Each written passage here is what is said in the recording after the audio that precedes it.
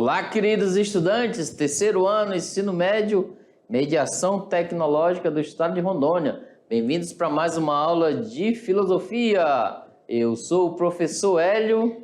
E eu sou o professor Luciano e juntos vamos estar aqui trabalhando. Pessoal, prestem atenção, a gente já estamos nos encaminhando para a reta final da nossa unidade. As nossas avaliações já estão bem aí. Então fiquem ligados que o existencialismo é o tema da aula de hoje. É um reforço, né? Vamos além, é caminhar. Mais uma aula sobre o existencialismo. Só que agora, dentro da perspectiva, vimos na aula passada sobre Schopenhauer, Kierkegaard e Nietzsche. Hoje vamos trabalhar o existencialismo de Heidegger, Martin Heidegger e Jean-Paul Sartre, certinho? E olha só, o nosso extra classe, gente, vamos trabalhar. Tem um videozinho, né, que eu coloquei no grupo para vocês já orientações, né, Luciano? Isso. Já se interagir para nós encerrarmos as nossas 2 unidades com aquela exuberância, a felicidade, né? Olha aí. Fechar com chave de ouro, exatamente. Como disse. Vamos lá para a aula, olha aí. Vamos trabalhar então o pensamento existencialista de Heidegger e Sartre. Em Heidegger vamos trabalhar a fenomenologia, vamos entender melhor o que é esse conceito. E em Sartre vamos trabalhar incerteza, angústia e responsabilidade. Temos que ter, né? Isso, e como habilidades temos 2. Analisar objetos e vestígios da cultura material e imaterial de modo a identificar conhecimentos, valores, crenças e práticas que caracterizam a identidade e a diversidade de diferentes sociedades inseridas no tempo e espaço. Além do mais, analisar os princípios da Declaração de Direitos Humanos, né? Questão de identidade, ok?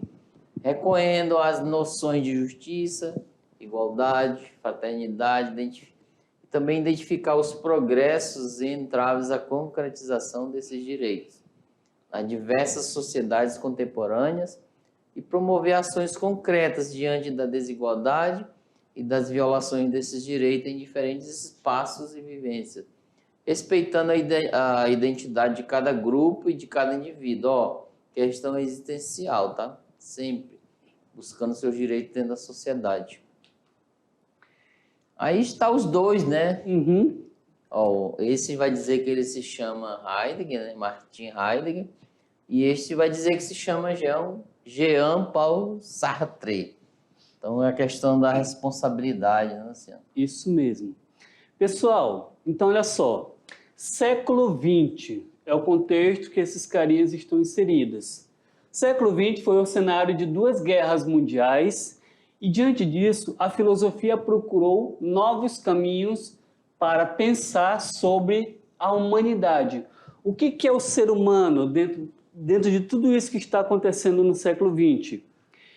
Então, um desses pensar desembocou na corrente denominada existencialismo, desenvolvida a partir do enfoque, olha só, enfoque na vida humana herdada no século XIX. O método utilizado pela corrente existencialista é fenomenologia, né? Forma de analisar a realidade com base nas percepções de cada indivíduo. Então como começou, né, essa forma de pensar? Com Edmund Husserl, né? Ele é matemático e filósofo austríaco. Ele criou esse método com o objetivo de procurar desvendar a essência das coisas e dos seres, né? Pessoal, só para vocês terem uma ideia, a fenomenologia é o estudo dos fenômenos, ou seja, daquilo que aparece a nossa consciência, da qual a consciência ela busca explorar.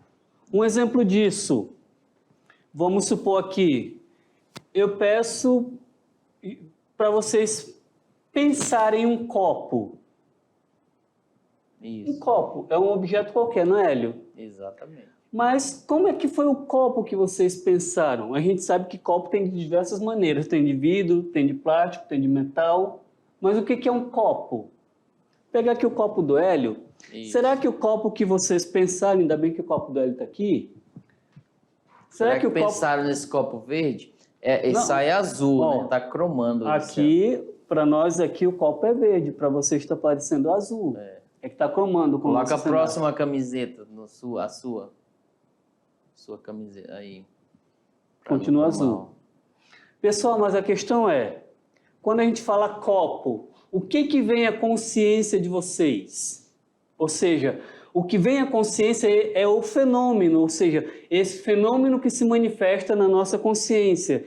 Então, copo, o estudo da fenomenologia é isso, estudar os fenômenos que nos vêm na consciência de objetos que Exatamente. existem. Ou se eu procurar falar para vocês que vai ser a próxima imagem, um cavalo. Vamos lá, olha aí. O objeto de estudo da fenomenologia, que é o fenômeno, né? A aparição das coisas, a consciência, a ideia imediata que concebemos sobre algo. Por exemplo, quando a gente fala cavalo, qual é a ideia que vem na mente de vocês? Um animal quadrúpede que tem 4 patas, que tem crina, que tem um focinho longo, que tem uma cauda. Mas todos os cavalos são iguais?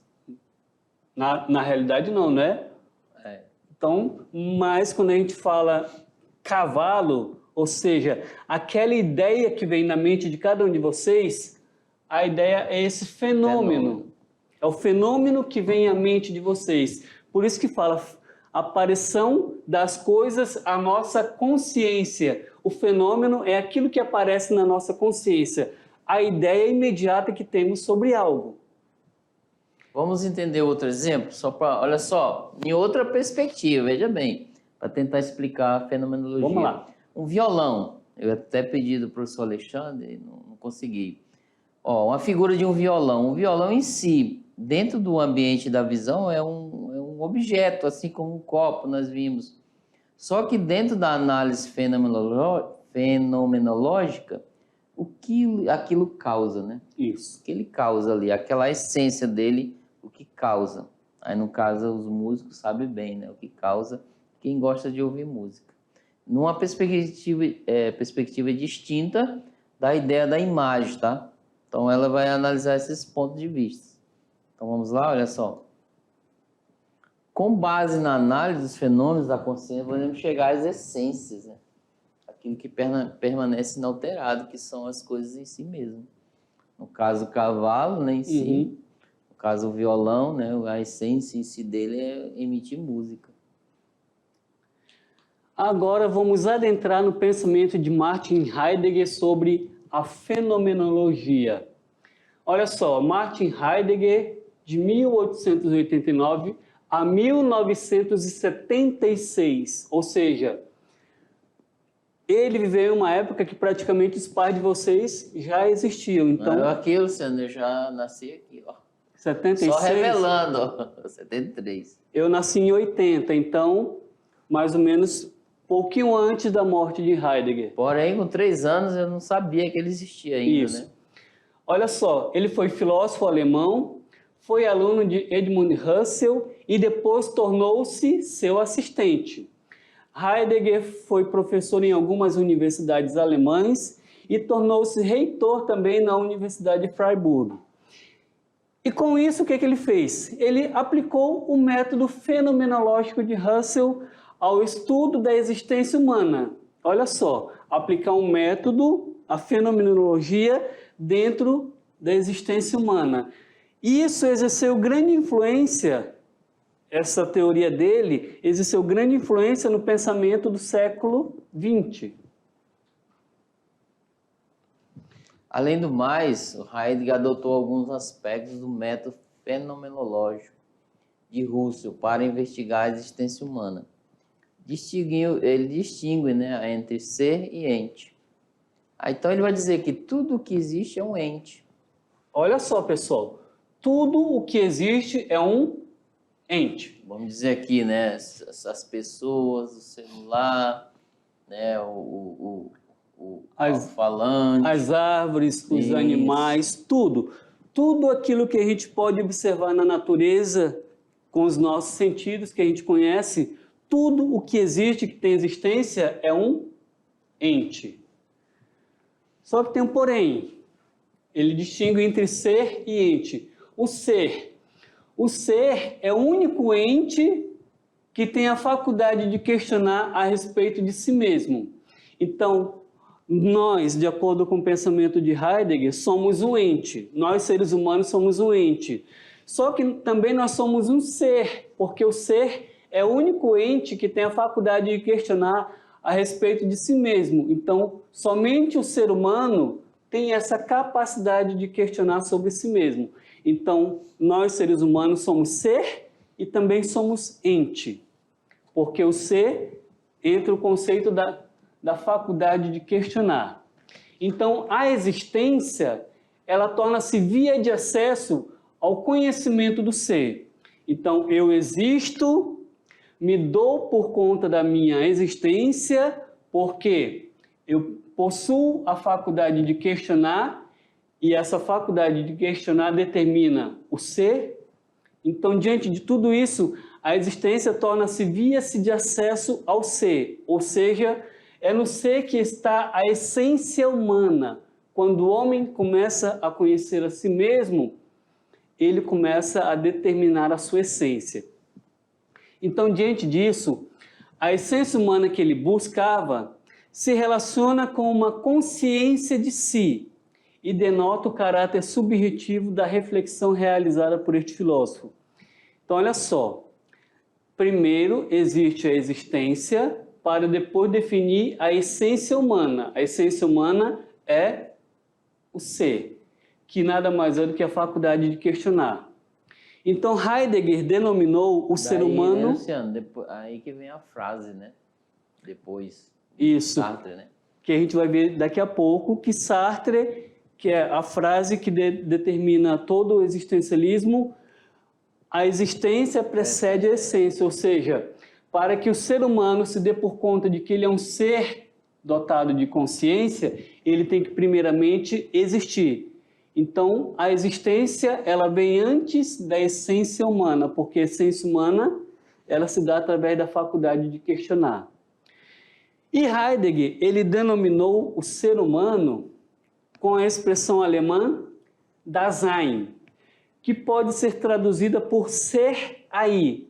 O que é o ser aí? Dasein. É o ser humano, é o ser que está presente no mundo. O ser aí é o ser que existe na realidade e que pode ser aprendido pela consciência. Aí, o arquivo pessoal do Luciano, né, para recordar. Meu filhinho, quando tinha alguns meses de vida. Quando nasce o ser aí, é jogado no mundo preexistente. Não somos seres lançados no mundo. Numa trajetória que não escolhe e precisa dar sentido ao seu mundo, tá?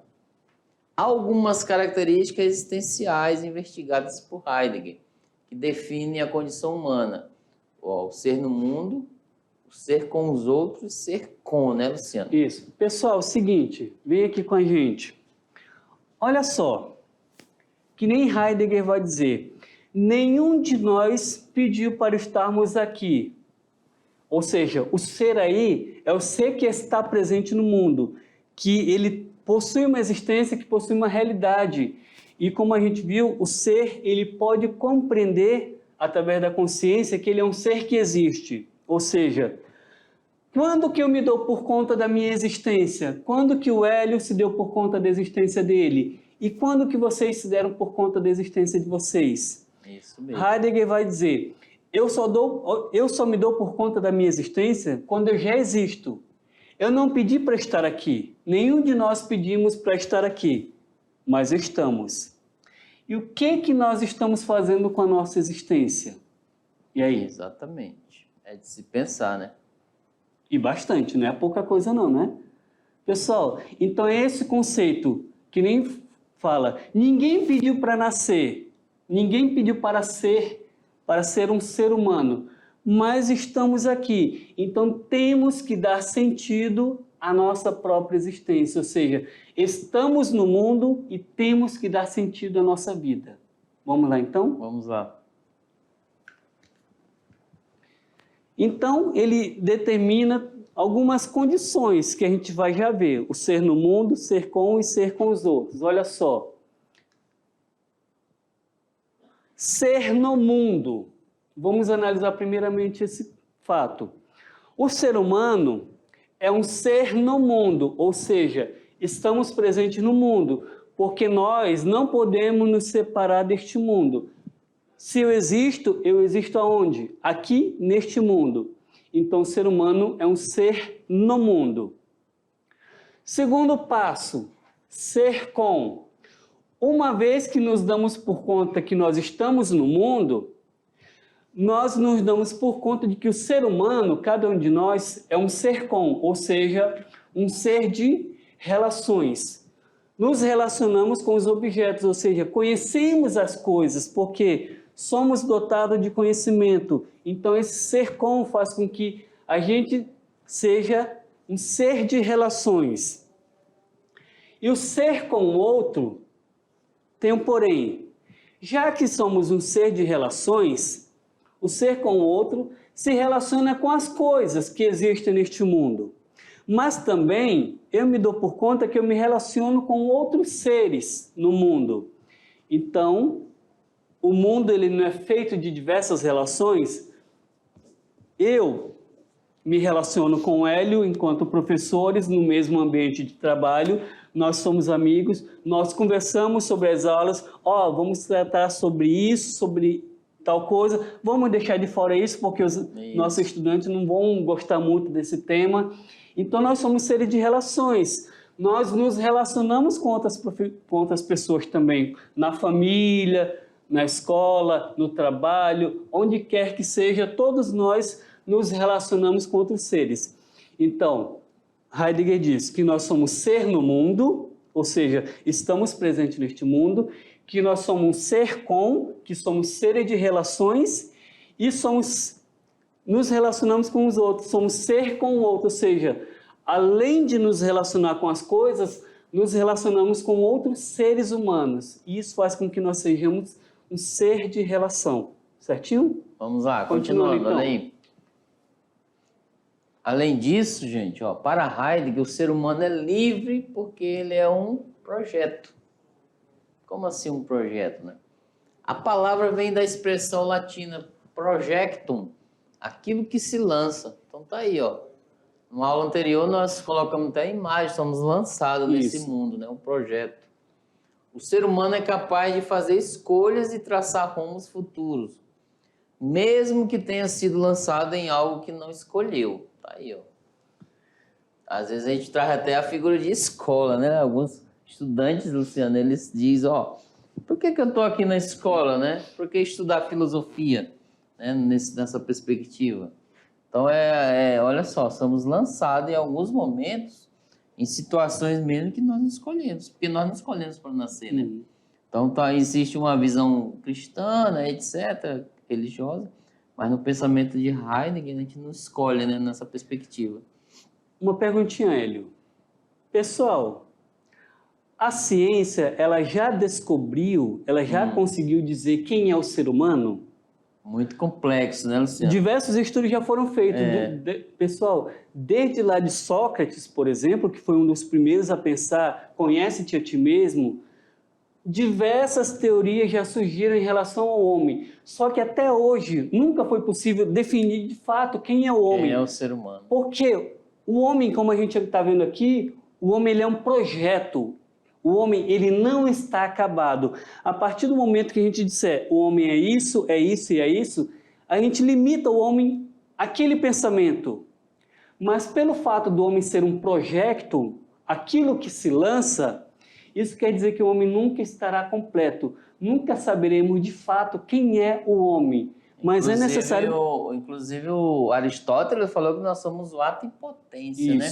Ou seja, sempre em transformações. Viram que eu expliquei para vocês? Vocês entraram lá na escola para a alfabetização, primeiro ano, segundo ano, depois foram fundamental, nono ano, até o nono ano, depois ensino médio, agora faculdade, ou seja, sempre um ato em potência, em transformações.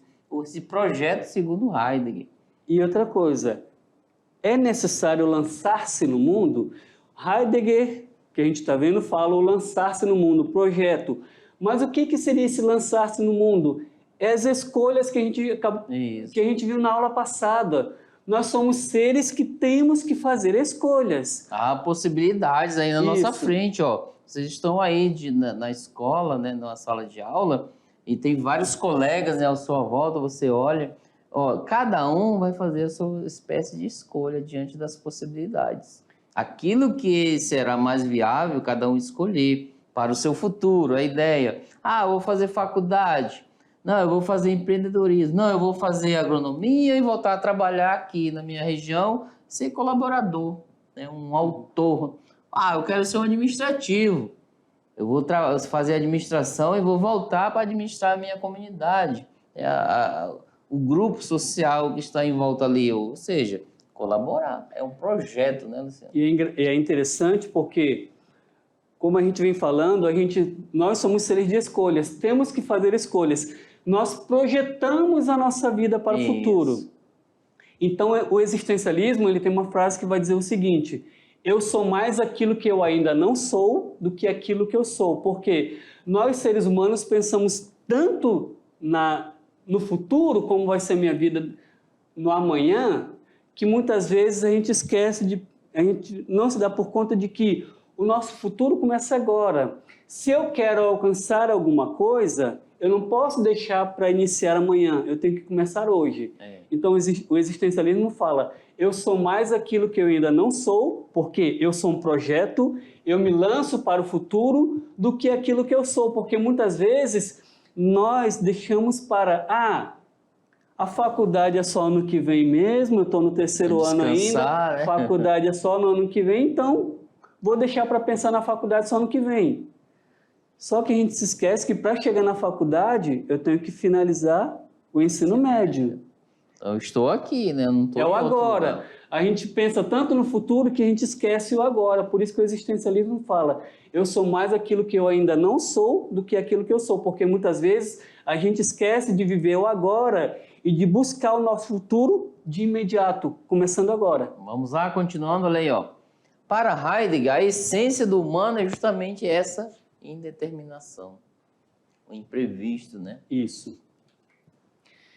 Então, olha só, o fundamento da liberdade humana é essa essência de mundo, por meio do qual o ser humano é capaz de julgar os atos e escolher entre todas as opções que ele dispõe. Inclusive Sartre, que a gente vai ver daqui a pouco, ele vai dizer: não existe dois caminhos a escolher, o caminho certo ou o caminho errado. Sartre vai dizer: o que existe na nossa vida é uma encruzilhada de caminhos que a todo momento eu tenho que escolher. As escolhas, elas se dão a todo momento. Eu escolho acordar ou permanecer na cama, eu escolho sair cedo ou chegar um pouquinho mais tarde no trabalho, na escola, eu escolho em não ir trabalhar ou ir trabalhar. Então, são várias escolhas que a gente tem na nossa vida. Temos das escolhas mais simples, também aquelas mais complexas que, de fato, marcam profundamente a nossa vida. Então, outra característica do ser humano, que ele vive toda uma dimensão da temporalidade. O que é a temporalidade? Que tem um início e um fim. Então, diante desse conceito da dimensão da temporalidade, Heidegger vai dizer que o ser humano se descobre como um ser para a morte. O que nos faz humanos é saber que um dia iremos morrer. E aí? E não é bom, né, pensar nessa possibilidade, né, Luciano? Porque, assim, é algo natural da vida, mas a gente tem os afetos, ligados pelos afetos, a gente não quer ir partir, né? E muitas vezes a gente procura não aceitar essa ideia na nossa vida. Eu não quero pensar na morte, ou seja, eu tenho medo dela. Só que vários vão dizer, essa é a única certeza que nós temos na vida, que um dia iremos morrer. E mesmo assim, muitas vezes, vivemos uma vida inautêntica de que as coisas difíceis na nossa vida não nos abalam. Isso. Vamos lá, continuando. Somos seres finitos, vivemos no tempo. A morte não é apenas o fim da vida, mas atravessa toda a existência, como possibilidade constante da qual não podemos escapar. É interessante pensar isso quando fala que atravessa toda a existência. Isso quer dizer que a morte, ela está sempre conosco. Isso. Desde aqui, desde nosso nascimento, que a gente se torna um ser, a morte já está presente conosco. Ela pode aparecer aqui ou pode aparecer em qualquer momento da nossa vida, pessoal. Então, a morte não é apenas o fim da vida, mas ela atravessa toda a nossa existência, porque pode ser que em um determinado momento, pode ser aqui, aqui, aqui, aqui, aqui ou aqui, ela se manifeste na nossa vida. A gente não sabe quando que ela vai se manifestar, mas só sabemos que uma hora ou outra ela vai se manifestar. Quando o ser humano se descobre no tempo, pode escolher como dar sentido à própria existência. Essa consciência de morte nos leva a dar o primeiro passo para abandonar uma vida sem sentido, em direção à existência autêntica e criativa.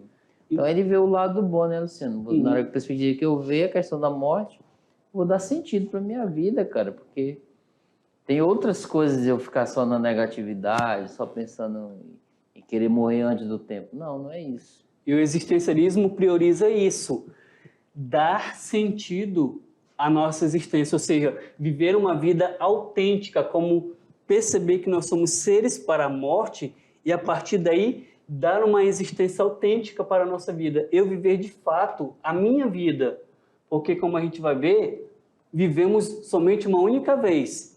Então, sendo livre, o ser humano pode fugir das diversas responsabilidades de uma existência autêntica. Sendo ele livre, ele pode escolher viver uma vida banal, ou seja, como se nada o abalasse. É que nem a gente fala, é fazer da vida um faz de conta, que nem nos jogos de computadores, que nem nos filmes, que nada nos abala. Só que o ser humano, ele é invadido pela angústia diante da constatação de que ele vive a morte, ele vive para a morte e tem apenas o tempo de uma vida para construir a sua história e a partir daí dar sentido à sua existência. Vivemos uma única vez, então temos que dar sentido à nossa existência, viver uma vida autêntica e não escolher viver uma vida banal. Agora, Luciano, ó, questão de fugir da responsabilidade, a gente tem um autor, né, um pensador que aborda essa questão. Vamos lá. Sartre, incerteza, angústia e, olha só, responsabilidade. Jean-Paul Sartre, lá do século XX, filósofo francês, dedicou-se o quê? À literatura, ao teatro, à militância política. Viveu até o fim da vida uma relação amorosa com a filósofa Simone de Beauvoir, né? Beauvoir. Desculpa. Entre os anos de 1930 a 1950. Desenvolveu as bases de uma filosofia existencialista. Essa daqui, a gente fala um pouco em algumas aulas, né, Luciano, dela. A gratuidade da existência. Pessoal, vamos entender um pouquinho do pensamento de Sartre. Olha só, para Aristóteles, vamos voltar ao pensamento dele. Aristóteles vai dizer que a essência existe antes mesmo de o ser existir. Olha só, a essência humana existe antes mesmo do próprio ser existir. Ao longo da vida, a essência ela vai se realizando como ação. Exemplo disso é uma semente.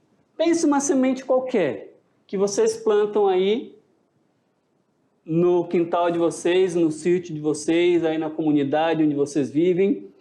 Então, a semente que vocês plantam traz em si mesma a identidade de qual vegetal ela vai ser. É uma semente de um pé de mangueira, de um pé de caju? Aí com as sementes de ipê, né, Luciano? Aqui, ó. Algumas sementes parecidas com de ipê. Então, olha só, sua germinação, seu crescimento e sua transformação em uma árvore florida nada mais são do que a realização de sua essência, porque ao plantar aquela semente, se eu plantei uma semente de manga, não vai sair uma goiaba, ou seja, a gente já sabe qual será a essência daquela semente, no que ela vai se transformar. Então, para Aristóteles, a essência ela vem muito antes do existir, porque eu já sei o que aquilo será no futuro. Só que Sartre vai pensar ao contrário. Ao contrário, é. De acordo com Sartre, a filosofia existencial se opõe à ideia de Aristóteles. Sartre vai dizer, olha só, ao se tratar do ser humano, ele diz: a existência precede a essência. Ou seja, a existência vem antes da existência, da essência. Eu primeiro existo para depois definir a minha essência humana. Então, olha só, o ser humano, ele não tem uma essência ao nascer. Ele vai construindo aquilo que ele é ao longo de sua vida, ao longo de sua existência. Isso aqui aborda até um pouco do pensamento empirista. Isso. O ser humano não tem uma essência ao nascer. Ele vai construindo aquilo que ele é ao longo de sua vida, ou seja, ao longo de sua existência. A tábula rasa, né? Isso. Ele primeiramente existe, para Sartre, o ser humano primeiramente existe e a partir daí ele se define. Sartre escreveu vários livros sobre essa influência, sendo o principal deles O Ser e o Nada, publicado em 1943. Utilizando conceitos da filosofia de Hegel, Sartre afirmou que há no humano duas modalidades de ser: o ser em si e o ser para si.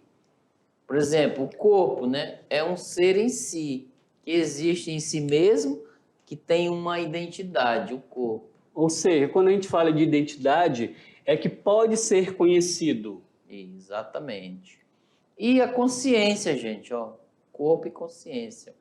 É um ser para si, que existe para si mesmo, que sabe que existe, mas não tem uma identidade. Pessoal, quando a gente fala do corpo, não é somente o corpo humano, Isso. mas é tudo aquilo que possui matéria, que a gente pode tocar, que a gente pode ver, que a gente pode pegar. Envolve então, o biológico, né? Isso. Envolve o racional, envolve os sentidos, né?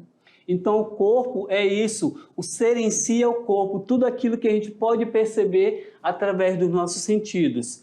Agora, a consciência não, a consciência é o ser para si, não é? Exato. Então, tem o ser em si, Que é o corpo. que é o corpo, e o ser para si, que é a consciência. A consciência, ela não tem uma identidade.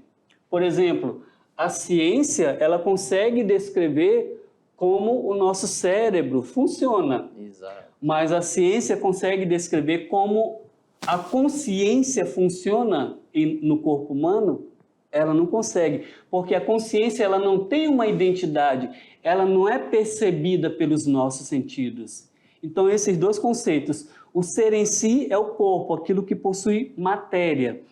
O ser para si não, é a própria consciência que ela não tem uma identidade, não tem uma identidade materializada, mas sabemos que ela existe, certinho? Então vamos lá, olha aí. Continuando. Incerteza, angústia e responsabilidade. Então, a existência dual, ela gera angústia. Olha só, o ser humano, ele anseia ser idêntico a si mesmo, ser em si. O que é o ser em si? O corpo. Ou seja, mas o ser humano não pode ser um ser em si, porque, como a gente falou anteriormente, o homem, ele é um projeto, ele nunca pode ser um ser em si, ele nunca vai estar acabado, ou seja, nunca conheceremos de fato quem é o ser humano. Então, o ser humano anseia ser idêntico a si mesmo, ou seja, ser em si, ter uma identidade, mas o ser humano não pode ser esse ser em si, porque o ser humano nunca está acabado. Por mais que a gente busque conhecer o ser humano, sempre vai haver coisas a mais a conhecer dele. Então aqui já vimos um ponto, que Sartre fala da existência dual. Uma é o desejo humano de ser um ser em si, ou seja, ter uma identidade definida. Só que ao mesmo tempo, o ser humano não poderia ser pura consciência, ou seja, ser um ser para si. Pois, para que haja consciência, é preciso que estejamos no mundo. E só podemos estar no mundo encarnados por meio de um corpo. Ou seja, eu não consigo nem ser um ser em si, ter uma identidade e nem ser um ser para si, porque o ser para si é a nossa consciência. Então, a gente vê dentro da filosofia, sempre quando a gente estuda filosofia, uma briga entre o ser em si e o ser para si, ou seja, nós somos corpo, o ser humano é corpo, ele é consciência. Platão vai fazer a separação do corpo e da consciência. Outros vão dizer que não pode haver essa separação do corpo e da consciência. Então desejamos ser um ser em si, não podemos ser, desejamos ser um ser para si e não podemos ser também. Para Sartre, apenas os seres humanos são conscientes e a consciência é o único ser para si. Em meio a um mundo de coisas, de seres em si, né? Por exemplo, o ser humano, por ser consciente, é um ser em que a existência é anterior à essência. Somos lançados nesse mundo para que depois possamos ser alguma coisa. Nascemos sem essência e sem identidade e as construímos enquanto existimos, ao longo de nossas vidas, né? É uma reflexão bem interessante, né? Isso. Olha só, para Sartre, a condição humana ela é marcada por 3 realidades. Vimos em Heidegger que era 2, não é? Isso. Em Sartre tem 3 realidades. Olha só, e essas realidades são muito próximas daquelas identificadas por Heidegger. Então, para Sartre, o humano ele é um ser no mundo, que a gente viu lá em Heidegger, ser com os outros, ou seja, o que é o ser no mundo? É um ser que está presente neste mundo, que ele se dá por conta da sua existência no mundo. O que é o ser com os outros? É um ser de relações, que se relaciona com outros seres humanos. Mas também, Sartre vai dizer que nós somos um ser para a morte. Todo aquele conceito que a gente já trabalhou. Então, a condição humana determina que o ser humano construa sempre a sua identidade, sabendo que a identidade ela finaliza aqui, ó. Toda a nossa identidade ela termina aqui. Então, o ser humano não é propriamente um ser, porque o ser humano nunca estará acabado. Mas o ser humano é um vir a ser, ou seja, ele é um projeto. Se a gente determina que o ser humano é somente um ser, eu estou dizendo que ele é um ser acabado. Mas o vir a ser, em Sartre, quer dizer que o ser humano, ele não é um ser acabado, mas ele é um ser de projeto. Ele projeta a sua vida para o futuro. Em sua relação com os outros, o ser humano também recebe uma identidade. O professor, por exemplo, é reconhecido pelos seus alunos como professor. Essa identidade é falsa, gente. Por quê? Olha, o Hélio não é professor. Pois ela não define ele por completo, o professor, né? Luciano ou Hélio, ou o professor presencial aí, né? Além de professor, ele é pai ou mãe, né? Marido, amigo, irmão, filho, etc. Esposo, né, Luciano? Isso. Então, vai. Então, assim, em si, a profissão o caracteriza como uma identidade falsa, segundo Sartre. Reduzir o Hélio, eu, ou os professores presenciais que estão aí com vocês, em somente professores, é dar uma identidade falsa a cada um de nós, porque nós não somos só professores, vocês não são somente alunos. Como vivemos sempre a falta da identidade, ficamos animados quando os outros nos atribuem uma identidade por reconhecimento, né? Ficamos felizes com isso. Então, diante disso, a aceitação de uma identidade imposta por outro, ela vai limitar as possibilidades do indivíduo e, portanto, fere a sua liberdade. Eu não posso ser definido somente como professor. Em sala de aula eu sou professor, mas eu também sou filho, eu sou pai, eu sou marido, eu sou amigo. Então, olha só, doutor. Quando a gente chama alguém de doutor, doutor não é apenas a pessoa que tem doutorado. Hélio, tu é um filósofo? Ou filósofo é somente aquela pessoa que cria uma teoria filosófica? Então, tem todos esses conceitos.